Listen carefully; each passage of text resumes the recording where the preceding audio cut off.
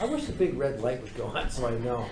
All right, everybody, thank you for attending. This is the Public Utilities Commission meeting for Monday, April 16th, 2018. Please rise. Join me in the pledge.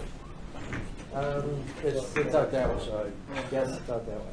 I pledge allegiance to the flag of the United States of America and to the republic for which it stands, one nation, under God, indivisible, with liberty and justice for all. Yeah, for some reason, after we have a referendum or a vote, the flags never seem to migrate back to where they came from. So we'll have to go send out a search party. First order of business is public input. I don't think we have any visitors today. Correspondence, anything new? Okay. Then I will entertain a motion to approve the minutes of the regular meeting of March 19th, 2018. So moved. Second. Moved and seconded. Any comments, questions, corrections? Hearing none, those in favor signify by saying aye. Aye. That carries. Financials. Bob, financial reports? Okay, I passed them out before the meeting started. On the summary page, I just want to point out, you can see that there's a big difference between February and March. With the water department, we have a $456,000 deficit as opposed to $162 last month. And in the sewer department, the surplus went from $575 down to $179. Basically, the reason for that is that the revenue was overstated when we did the February report. So basically, we had most of the March revenue in there. Oh. The difference is only about, I don't know, $1,500, $2,000. And on one, I forget which one it is, and the other one has about $1,000 difference. So, but you continue to have the expenses, so that's why you see the drop in either the increase in the deficit or the reduction in surplus. Mm-hmm. The big items I just want to point out, the capital improvements. It's on page 1, capital improvements of $1,208,595 as of 3/31. And those are detailed on pages 6 and 4, or 4 and 6. Mm-hmm. And then if you go to 6 and 4, you'll see there's 57,000, and then also what's the 1,082,706. That's mostly, and this is in the water department, the actual construction. So the 1,082,000 is detailed on pages 7 through 10. And the biggest one there is hydro is in there, but it's a small amount. It's only $21,000.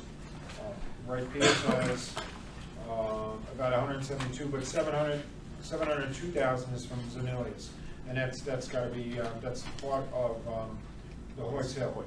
Yeah. Then there's more details from page 4 information, the 40,967 core and main, and these may be more maintenance than capital improvements.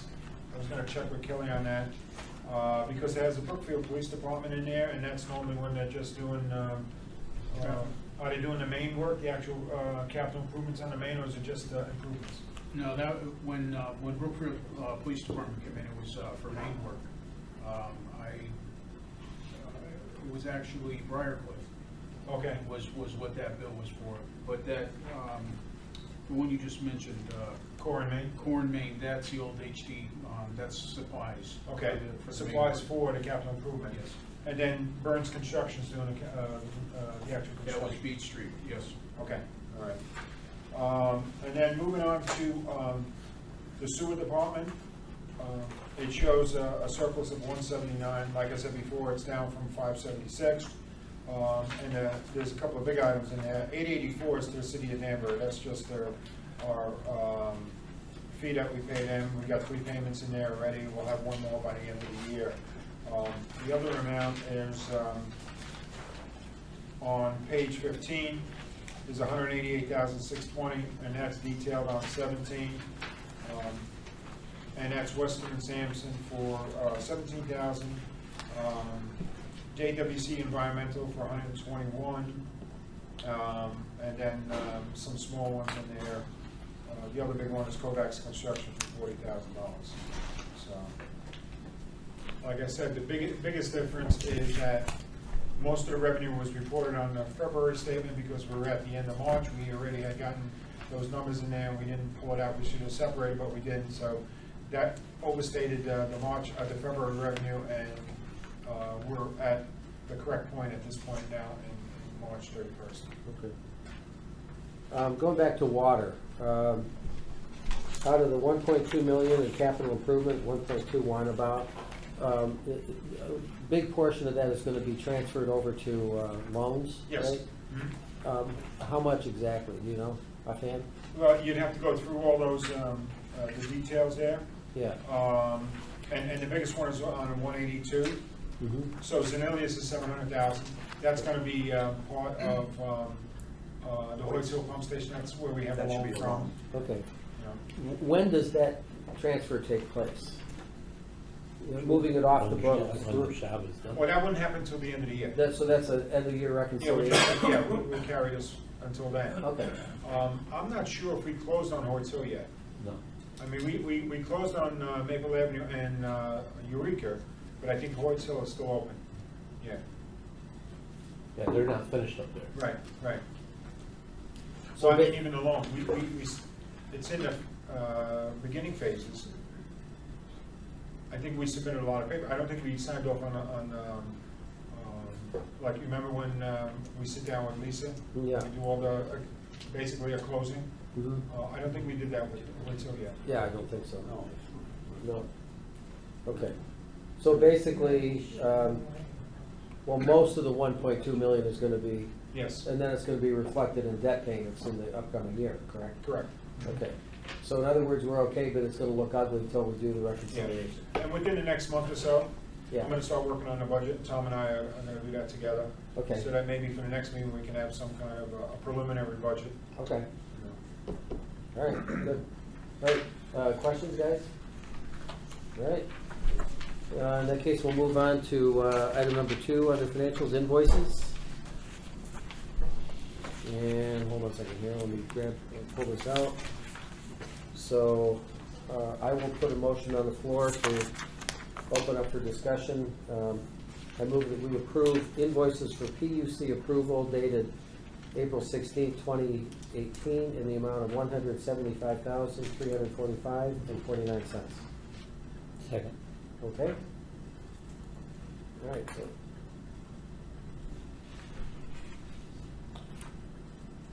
Let me ask, let me have Marius here. On item number 2, right, Pierce, it says percent complete, 100%. Are we retaining anything? Because the place is, we're not done yet. Oh, that's only on their bill. Yeah, we have a retainage and we have $30,000 retained from the contractors that we haven't paid him yet. So we have $30,000 still, basically to pay him after he finishes the site work. And then we still have a retainage, about $55,000 that we can keep for the entire year. So we basically, right now, we're holding back about $85,000.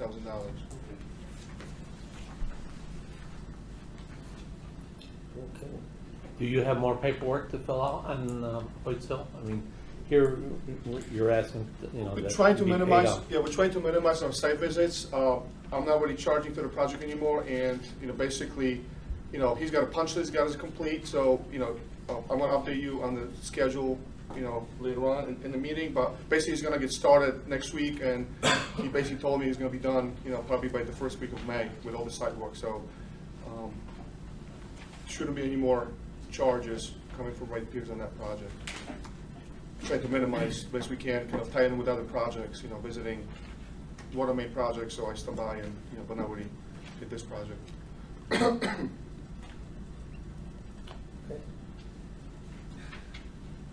Any other questions, or you're still going over? I'm good. All right. Guys, are you good, you ready to vote? Sure. Okay, we have a motion on the floor to approve, as recommended. Those in favor signify by saying aye. Aye. That motion carries. Director's report, Tom? I got the signed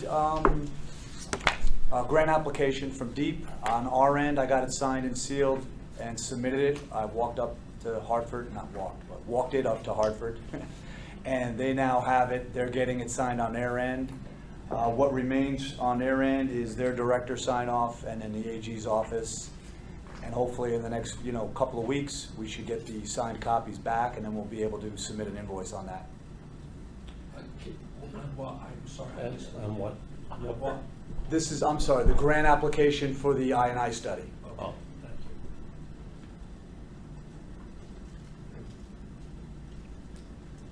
My next item, I gave a handout with a little summary of really the next phase of the I&I study. We accepted the capital improvement plan. The next steps would be a more detailed sewer system evaluation survey. And I kind of hinted at this last time. I have proposals from them to go with just the initial sub-area that's next in line to be looked at, which is sub-area 9. But then we also looked at combining a couple of sub-areas and doing that in one shot. For a couple of reasons, we thought we might get a little bit of economy of scale to do all that work in one shot. This would be the survey and evaluation portion of it, not the construction. And that part of it is still, again, we're subject to or available to get a 55% grant. The other reason to maybe consider doing the 3 sub-areas in one shot is to just lock that grant money in now for a bigger piece. So I did a little summary there on what's involved in each of those 2 alternatives, how many manholes, how many linear feet of pipe. Weston and Sampson gave me some of this information in terms of the budget number per linear foot. So you can see you do get a little bit of an economy of scale if you do the 3 sub areas. And then I broke it down further with what the 55% grant would be and then what the remaining 45% would be for us.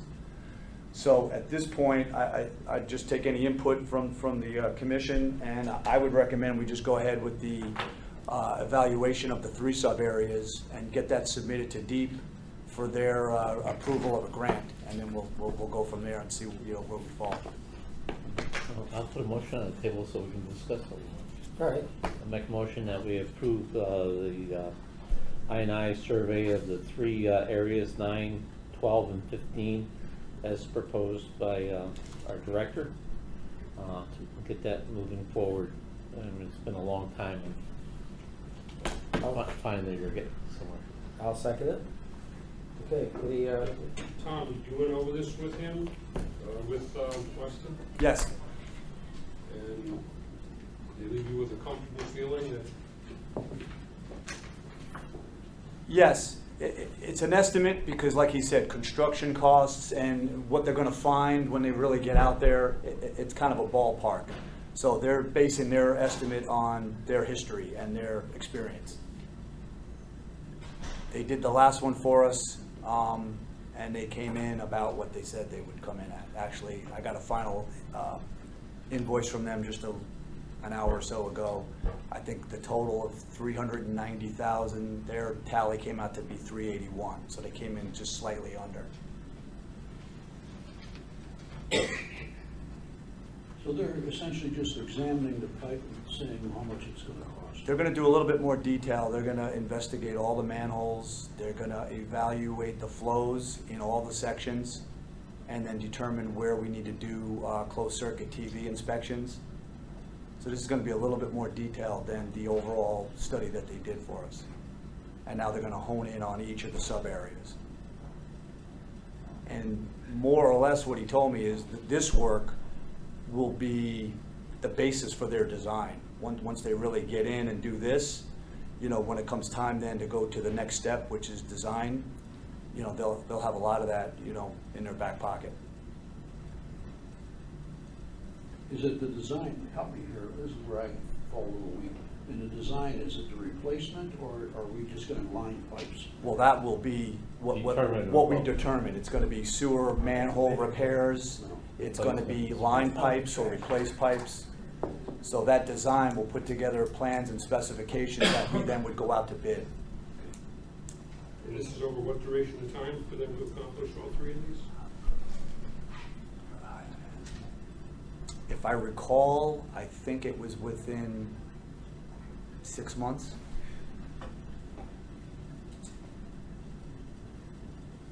I'll double check on that, Dino. If I'm off on that, I'll let you know.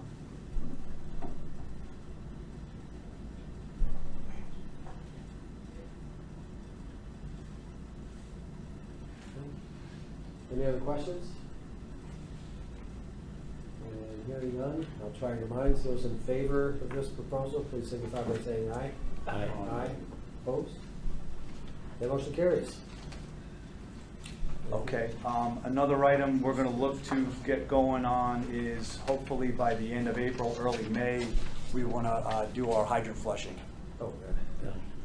So we're gonna double check our sequence of hydrants to flush and just make sure I'm on board with the program, and we'll get going. We'll be able to at least identify flows, pressures, and what hydrants maybe are not operating properly, and at least get a good baseline going forward.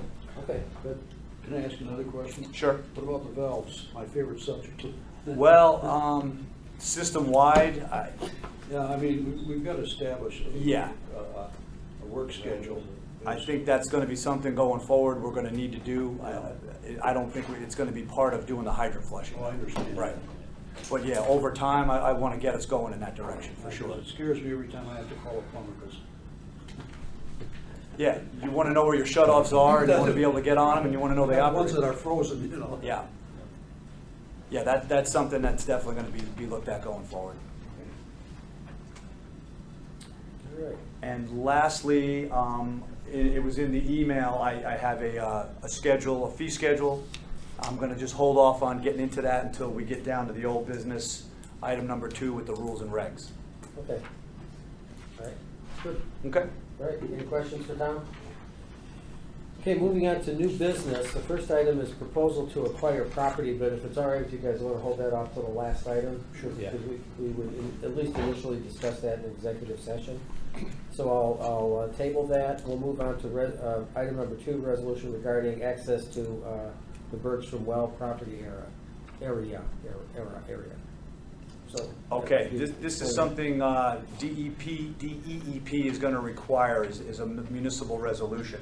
So on the handout, I gave you their canned language, and at the bottom would be the motion that I'm looking for from the PUC. This is related to the Bergstrom wells, and for us to do our evaluations, they want us to do some monitoring of additional wells on that East Swamp Wildlife Management Area, which is owned by DEP. So in order to access the property, we need to get one of these resolutions. I don't think we got any. Yeah. I thought we did something like that. Did you pass out? I emailed it to everybody. I have a couple of them here, but I did not put it in the packet because I emailed them out twice, so. Okay. Once before and once. Well, tell you what, why don't you hand this? Here's mine, and Yeah. and the motion I'm looking for is what I put on the bottom. All right. Well, let me read the entire resolution, seeing as I've got to read that into the record anyway. Although, Matt, I think the resolution comes through Board of Selectmen. Yeah, it does. Yeah, Okay, but but anyway. it's gotta go from here to Yeah. there.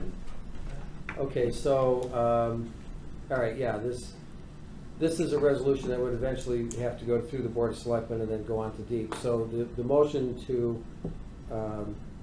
for the Public Utilities Commission move to authorize Matthew Knickerbocker, first selectman of the town of Bethel, or his designee, to execute and to enter into, on behalf of the town of Bethel, a special use license with the state of Connecticut Department of Energy and Environmental Protection to install, operate, and remove groundwater monitoring wells on a portion of DEEP property known as the East Swamp Wildlife Management Area.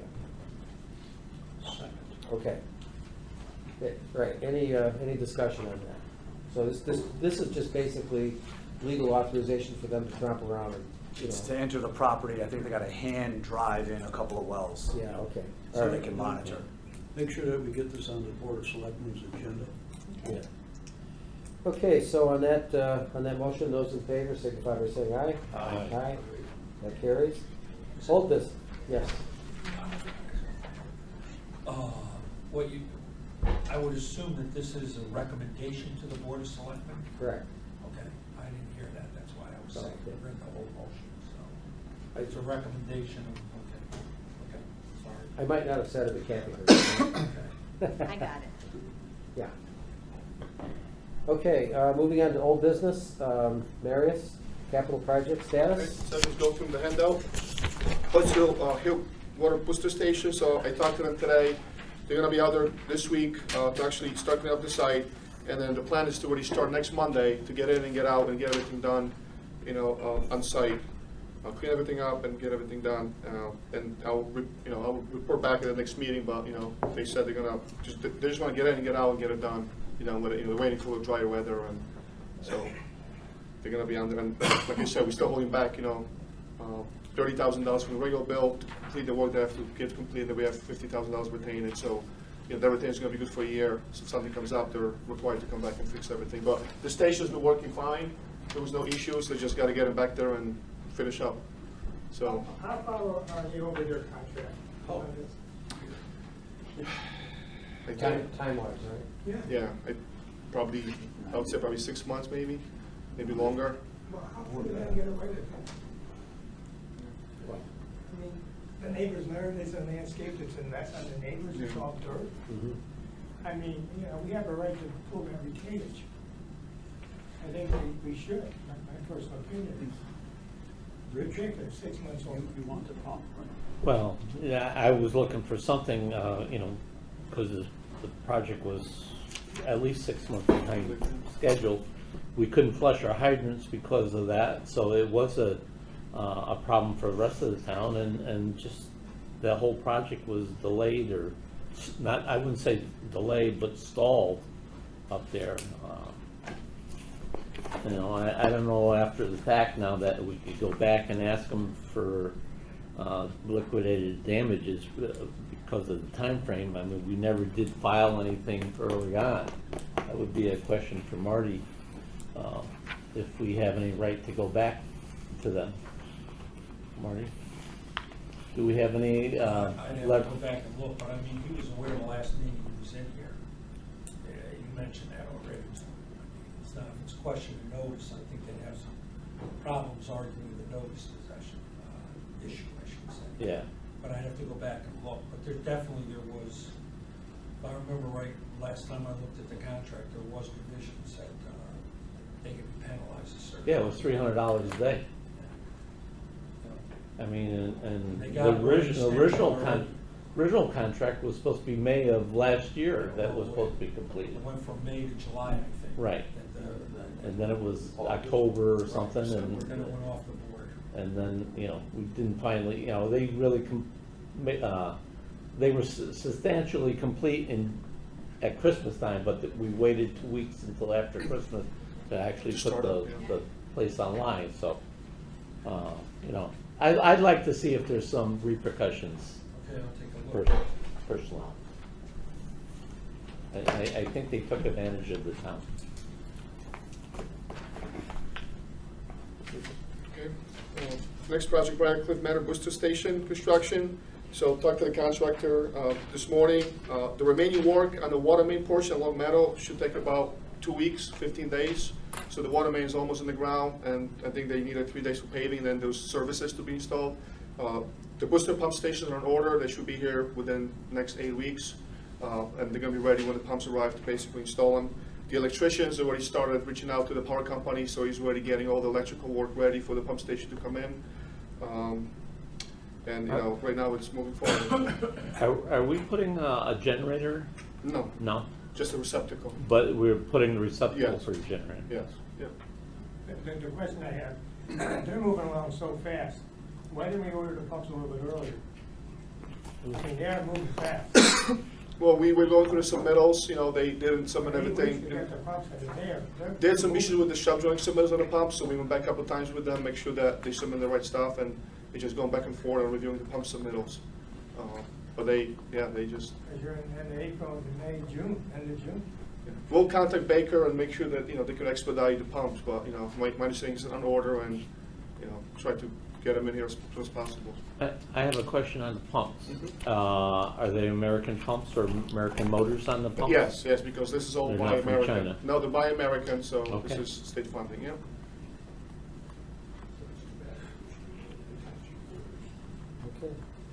Okay. Okay, the next item, water main replacement design. So we had a meeting with the town staff to review a preliminary design.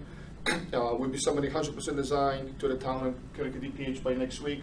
We'll probably sit with town first to go over the 100% submittal before it goes to the state, but that's moving forward as well. Additional groundwater supplies, Bergstrom field work.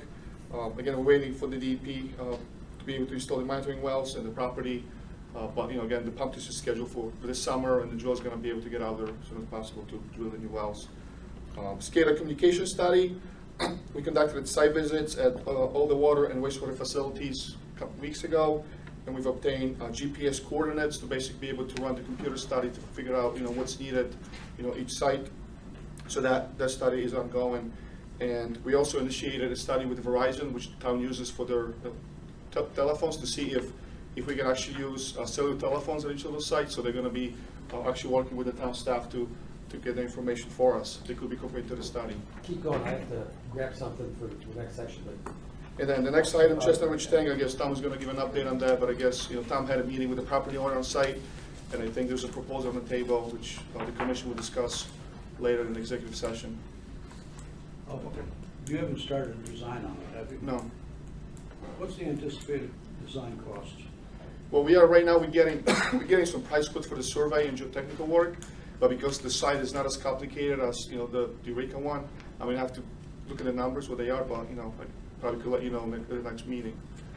But, we didn't wanna go too far without knowing that the site is gonna be available. Yeah, right, exactly. So, Don't spin your wheels and stand right. here. But we actually started asking, like, a surveyor, geotechnical guys to give us some prices, at least we have those prices ready. When we know that the town's ready to pull the trigger, then we can actually get You're going. planning to do something like a cast concrete? Like Yes, exactly the same thing, yep, yeah, exactly. And they did a preliminary report and not really a full-out design, but Yeah. they cited a tank on that lot and they kind of drew a driveway in, so they've got an idea of what the design's Yeah, going and to then entail. we actually contacted the same surveyor who surveyed the lot for the subdivision. So we're gonna use them to go back and kind of get some spot elevations, so we're not gonna be paying for the full-blown new survey, we're just gonna supplement the work he already did for the subdivision work to get some additional spot elevation where the tank is gonna go. So we're gonna try to minimize those survey costs. How's the owners, did the septic fill up? Yeah, so far so good. They seem interested. I think, once an offer comes in, I guess we'll find out a little bit more. Right. Meredith, on the well field, has Greg determined which test well areas where the new wells would go? Yes, I think they came to us 1A, which is the one on the top of the hill. That was one?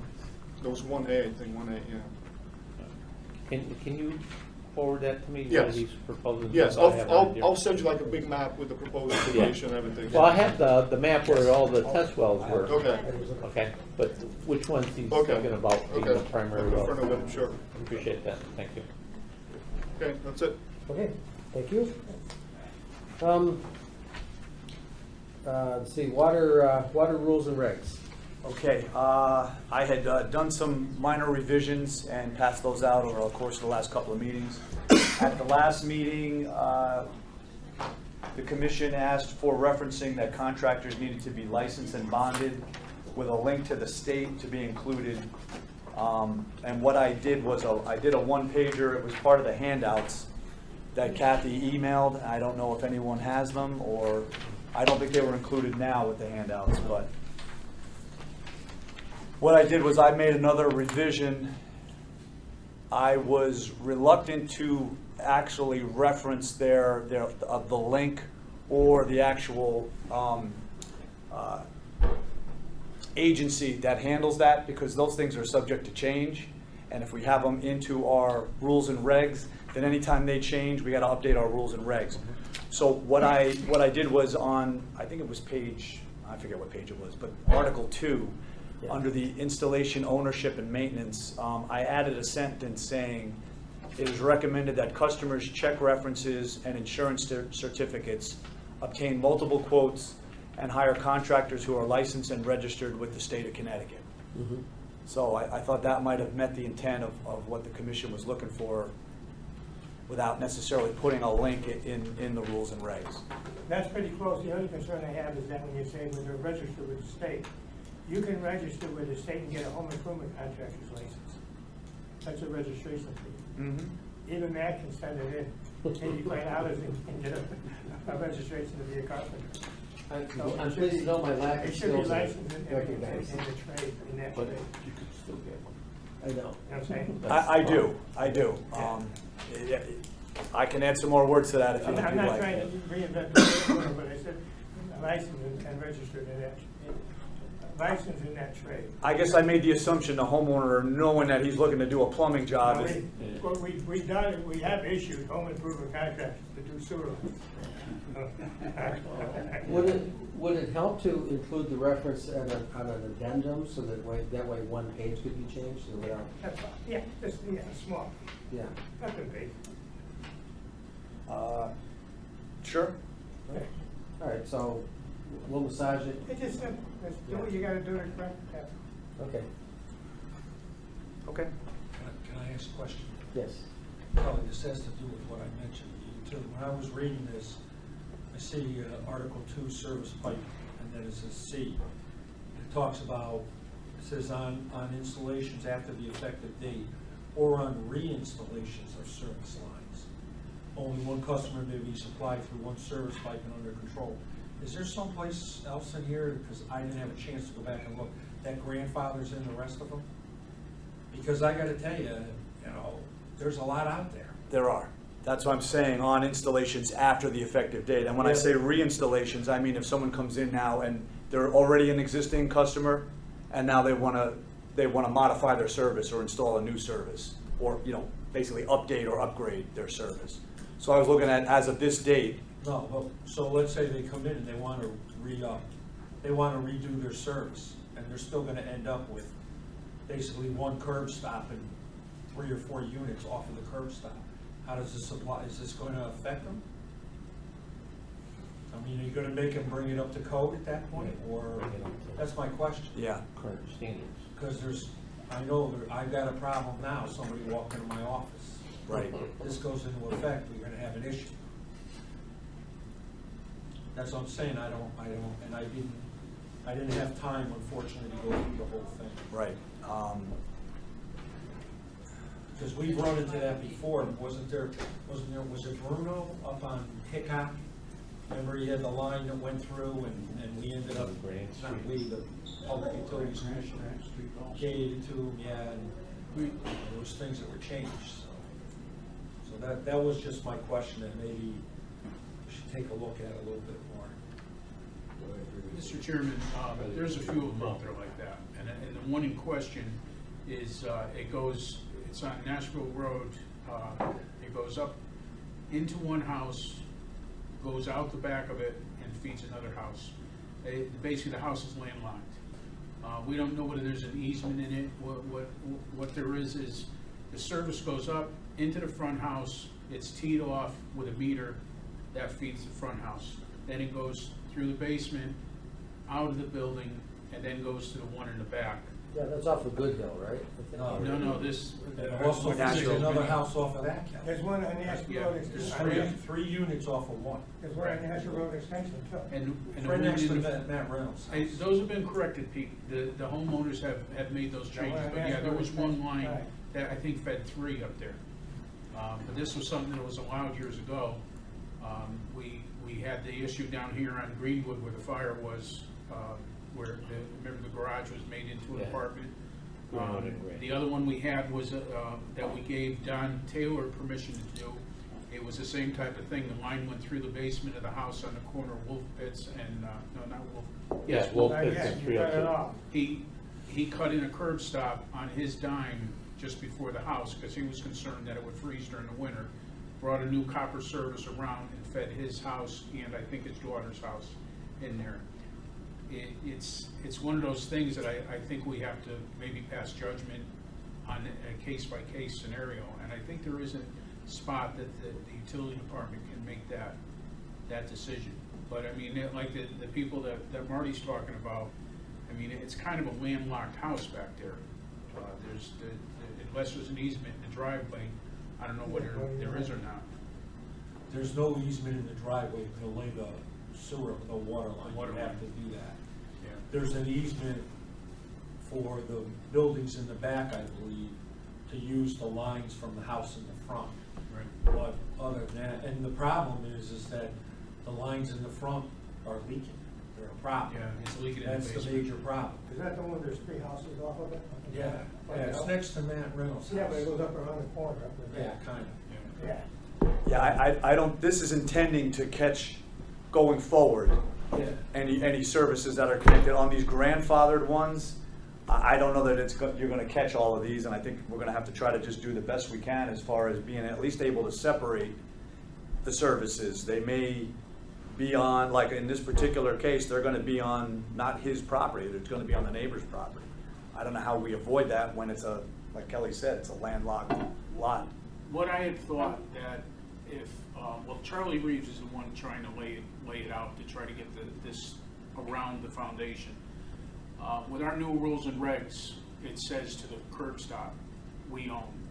So we would basically be taking ownership to the first curb stop. After that, they could tee it off, which is still against our rules and regs. It should have its own service.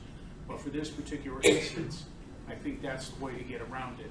So we have control of all three on one curb stop, but there would be another one that would affect the house in the back. So if they didn't pay their bill, then we would have recourse to shut them off. Right now, if the back two houses choose not to pay, we have no one to shut off. So I think that's the way you're getting around this one particular situation. So we would own it to the first curb stop.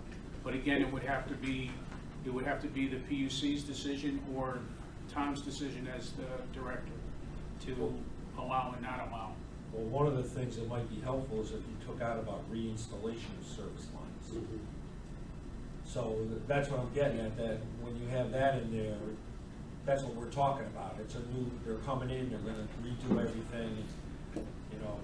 So kind of leaves you with, it's from this point forward, if you got something back, we'll deal with it.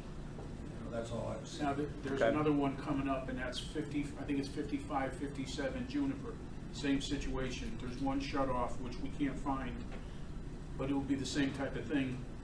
They want to bring in another service into the house and separate it.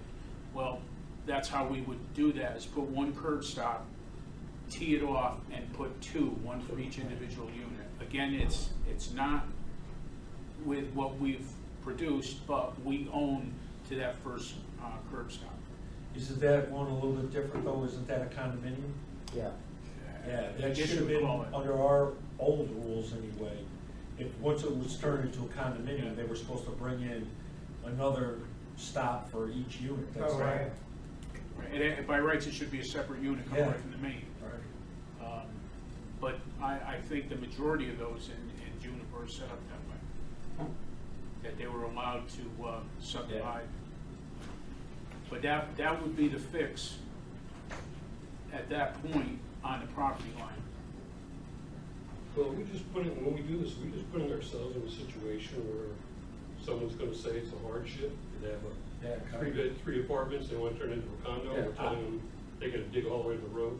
Well, I think it was brought up once before. I think that there should be something that's filed, whether it be through the commission or the utilities department, that says that when somebody gets a CO for a house, for a two-family house or a three-family, or as they call garden apartments, there should be notice filed in the land records that says that if they're converted to single unit ownership, that they have to convert the water lines into a separate stop for each one. Out to the water main. That's right. That's what we should be doing.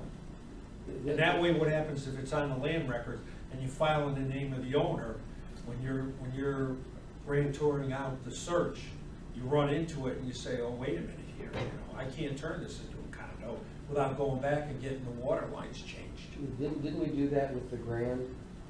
We could have, I don't recall. I think we did. You know, that was one of the issues, I think we put that in the decision, Yeah. just a reminder, but we're not gonna get all that, we're not gonna get 2 and 3 family houses. Yeah.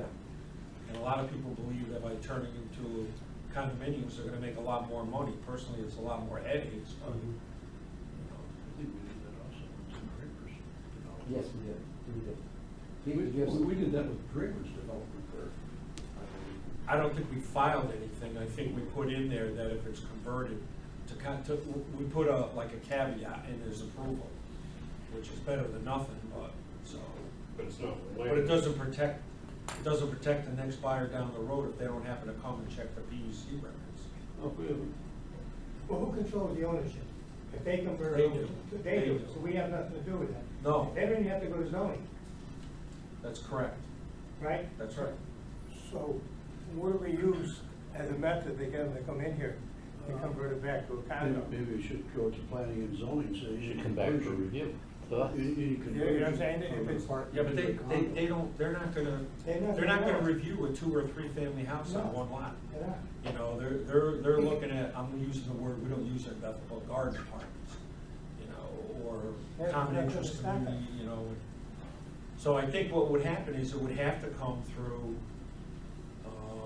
the building department, that when a CO is issued, for a 2 or 3 family house or a 4 family house, should be a notation put on there, you know, at a minimum.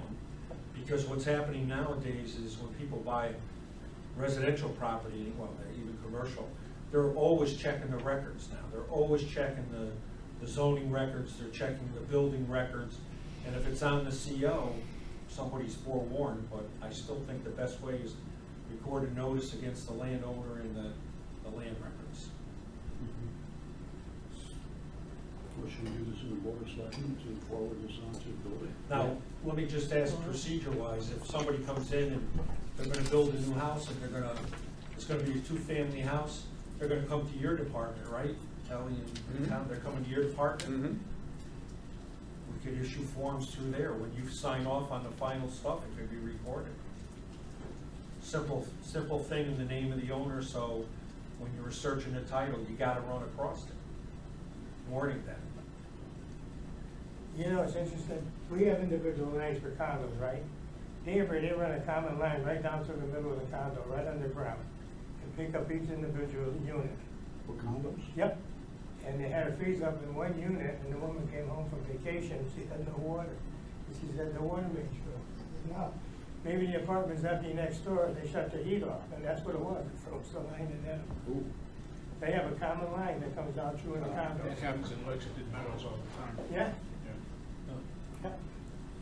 Well, those are only some suggestions to try to cut it off. So you're gonna, But I think, like you said, if you could do a Probably permit application. need something from A Marty permit Yeah, what kind of application work. would say, you know, 2-family, 3-family, or 4-family. And when it's issued, they have a caveat right on the top saying it has to be on record that it's converted to a condo. Well, I know that we had a couple meetings with the building department, and through trying to get everyone together, building department, water and sewer department, everybody together, basically a checklist. Because, like I've said so many times, I could have somebody start building and they haven't even pulled their permit for their water and sewer.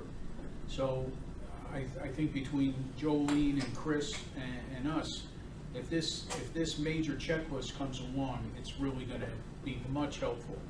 Because it happens to me all the time, whether it be the crossing over here, I've gotta go through there and keep on them. You know, say, hey, look, you got a foundation in the ground, you haven't even bought your water and sewer permit yet. So it's constantly keeping after them about that. Because it's tough, because they've already laid the services and the laterals to the curb. So you can't say, no, you can't tap our main, because they've already done all that site work on the whole development, and now they're going back and tying them in. But if we had a simple checklist between all the departments, that would make it so much The easier. problem you have, Kelly, is departments can't talk to departments. If departments could talk to departments on the computer, right? The checklist is only good as far as the table goes from here to there. But Tom, are you willing being to very naive, coordinate I that? think that Chris has got a good plan. Yeah, I mean, I think I need to get, like I said, Kelly's and Chris and some of the discussions that have already occurred. Not try to reinvent the wheel, but maybe just try to bring us all together and say, hey, let's everybody put their 2 cents in and let's just do it. I agree. That's easy. Yeah, just- So why don't you coordinate and say, report to us about it a month from now? Sure. All right. okay, all right. Thank you. All right, moving on to supervisor's report, Kelly. Couple things. Excuse me, Mr. Chairman, I had, the other thing that I handed out was I had been asked to put together a fee schedule Oh, okay, I thought that was. related to the rules and regs, Sure. and again, for the same opinion, I'm thinking, don't tie it into the rules and regs in case some changes happen, you don't have to change the whole rules and regs. Yeah. So this is sort of like an addendum, it's referenced in the rules and regs, but I Okay. wanted to, since I was asked to, this is something Kelly, I think, had already previously put together. I don't know if you had circulated it, probably not. A couple times. Okay, anyway, I didn't really make a whole lot of changes to what we had, the numbers seemed reasonable. In terms of application fees based on square footages, we've added in a cross-connection inspection and testing fee, which is something we had not had previously. Okay. And also a service charge to cover any after-hours calls, since we're paying our guys on an overtime rate. If they need to go out, you know, we wanted to at least establish what that rate would be. All right, I'm going to put a motion, I know we've gone over this before, I'm going to put a motion on the floor that the Public Utilities Commission recommend this fee schedule to the Board of Selectmen for review and a public hearing. Is there a second? Second. Okay, any comments? No. Hearing none, those in favor? Aye. Aye. That carries, thank you. Thank you for reminding me about that. All right, now, This morning, 4.5 inches of rain. Everything worked very well, all of our stations. Fall Street went into a high flow, but we expected that. I mean, that's just the way it is. We were pumping, I think, 2,200 gallons a minute into Danbury. The wet well did raise about 3 feet, but that's just what we expected because of the rain. After the rain stopped, it still kept rising because we know because of the I&I, it's getting into the system, but we had no problems at all. The only issue we had this past month was 7th School Street. When they did the foundation, did the sidewalks, I guess they found an old curbstone, and when they compacted, they pumped it right through the sewer line. We have pictures. The guy was very reasonable here at 7th School Street. The thing was, it went out Worcester, and I guess there was an old home there at one time at number 7. So TD and Son explained what was going on. They came right out, took care of it, made the repair, no problem. So that worked well. In the meantime, the neighbor across the street was complaining that her sewer was moving very slow. She called Arca Rooter to come in, and I think they got a root mass. They cut through it, but it ended up in our main, kind of slowed up our main. So we brought Pembroke out to pop that open. But other than that, it's been an uneventful one. okay, good. That's all I have. Questions? Your truck, you got your truck back. Excellent. I love it. I'm glad it's back. I miss my Yes. baby. Stay away from the deer. Well, don't back into anything either. No. I have a question. They did Elmer Lewis did a sewer line up on, what is it, Benedict or Walnut Hill there? Yes, number 80. Yeah. They did it on Good Friday. Did that get inspected? They opened it. They opened it up. They didn't complete it on Good Friday, but they did start on it. Miscommunication, but he didn't have it done until the following Tuesday. So we were able to see Tuesday? everything. Now, that break that TD and Son, who repaired the sewer line? Who did it? TD and Son did. They don't have a license to do that. They did the work there. It was an emergency situation. Doesn't make any difference, they're not licensed to do it. That's why you got rules and regulations. Okay, then. Come on. Right? Well, next time I'll bring in Pembroke and they'll right over to Bill. They did the damage, so I figured they could repair it. I understand. Did they bring in a contractor, or did they do No, it they did. themselves? No, They had it done in yeah. 2 They hours. did it themselves. Okay. Right. So noted, you're right.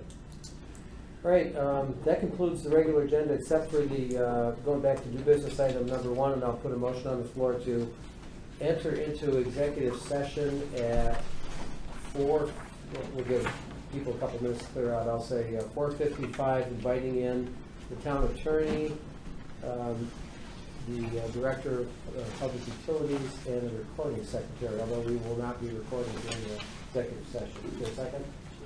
Those in favor? Aye. Aye, okay, so we'll, actually, yes, I'm gonna invite in Bob too. Probably Good night, not Kelly. necessary, but just in case a question of finances come up. So, Hey, Kelly, will you shut the door, please? Okay, thank you. so, Do you need my copy? So Yeah. you have it? yeah. Because it has your notes on it too. So is the recording paused? No, I'm gonna do that right now. Okay.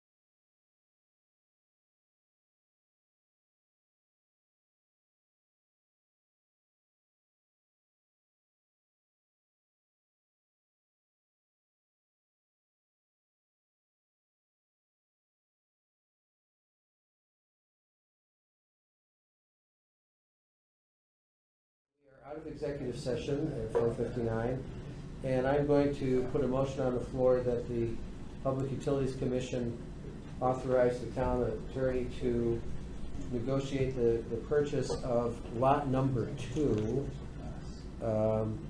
lot 2 Long Meadow Lane. Oh, no, excuse me, I'm sorry, that's not, yeah, that's right. Yeah. Yeah, all right.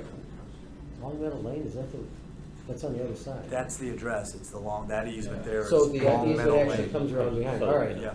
All right, so authorize the town attorney to negotiate purchase of Lot 2 Long Meadow Lane from Briarcliff Manor Property Group LLC, an amount not to exceed $122,000. Second. All right, any further discussion? Okay. You know, now that you made it, it's on the record. How am I gonna go back and tell them it's only assessed for, fair market value by the town for $88,000? Well, that would be the 70% value, right? No, I'm talking about the fair market value. Oh, fair market value. It could be fair market like that, so it's gonna be rather difficult now that it's on the record. I Okay. should have said something, sorry. Well, like Pete said, we gotta have a tank, gotta have a lot, whatever. Spend how much money on I&I? I know. This is nothing. I have a question. This is copy and All donuts. right, yes. Marty's got a question. No, not on this. It's Just okay. before you adjourn, I'd like to ask Tom another question. Okay, all right, so we have a motion on the floor to authorize purchase, those in favor? Aye. That carries. All right. So, yes, your question? Yeah, and he may not know the answer, I'm asking it because what the commission approved now is the spending of monies to do the investigation for the 3 different areas, 9 or whatever the other ones are. But I was looking at their last, the report that they submitted to us, and I get the impression that the numbers that they had in here, under table 10, it talks about what the cost would be for everything. If you go back and you read the items before that, they make it sound like their investigation would be in this total cost. And I'm not so sure that's the way it's been presented to us. So in other words, if you look on table 10, it has Paul Street and it's got let's look at, it's got a bunch of different areas. All those sub-areas, sure. Right, and it's got a total cost on the right. Well, when you read the couple of paragraphs or the page before that, it talks about table 10 and the total cost, and it includes the valuation. So my question is, for the money that they've already said that we're gonna need for the investigation, is that coming off this part of what their estimates are? If I understand you, I think that, like, for instance, sub-area 9 for $510,000. Yep. That includes the 120, whatever their estimate was to do this study. Investigation. Yes. That's what I wanted to know. Yeah, because if you see that, right in the column where it says total cost, you got a little numeral 1, and that references down the note below at the bottom of table 10. And then the total cost, and it's to complete the I&I investigation. So that's what they're gonna do, so it is included in the 510. So the 510 includes the evaluation, the design, and the construction. Okay, that's all, I just wanted to make sure. Okay. Okay, Okay, that's good. all right. Now entertain a motion to adjourn. So moved. Second. Second, all in favor? Aye. That carries, thank you very much. See you at 7. Yeah. So, the thing we have on the agenda.